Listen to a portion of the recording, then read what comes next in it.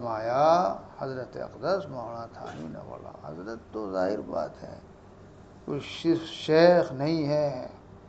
وہ تو شیخ المشائخ، بڑے شیخ و مرشد، اور شیخ گر و مرشد گر، اور اس سے بڑھ کے مجدد ہیں فن کے، طریقت کے بھی اور شریعت کے بھی، اور علامہ سید سلیمان ندوی کے بقول جامع المجددین ہے۔ پہلے جو مجددین گزرے ہیں ان کی تجدیدات جزوی حیثیت کی تھی، اور حضرت اقدس تھانوی قدس الروح کی تجدیدات عمومی و کلی حیثیت لیے ہوئے ہیں۔ اور اگر کسی کو یہ دیکھنا ہو کہ وہ جامعیت تجدید کیسے ہے، ہر شعبے میں حضرت تجدید کی، تو حضرت مولانا عبدالباری صاحب ندوی رحمۃ اللہ علیہ کا وہ سلسلہ تجدیدات، تجدید تعلیم و تبلیغ،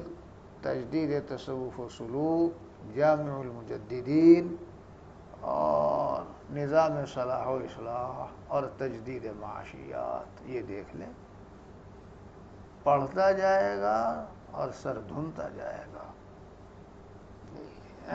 اور جہالت کے پردے اٹھتے چلے جائیں گے، حقائق و معارف کا علم صحیح حاصل ہوتا چلا جائے گا،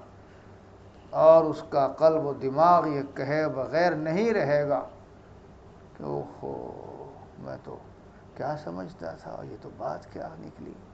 یہ تو میری غلط فہمی تھی، مجھے تو یہ بھی اشتباہ تھا، میں تو اس سے بھی جاہل تھا، آج پتہ چلا حقیقت کا۔ پڑھ کے دیکھ لیں، میں اپنے فضلاء کو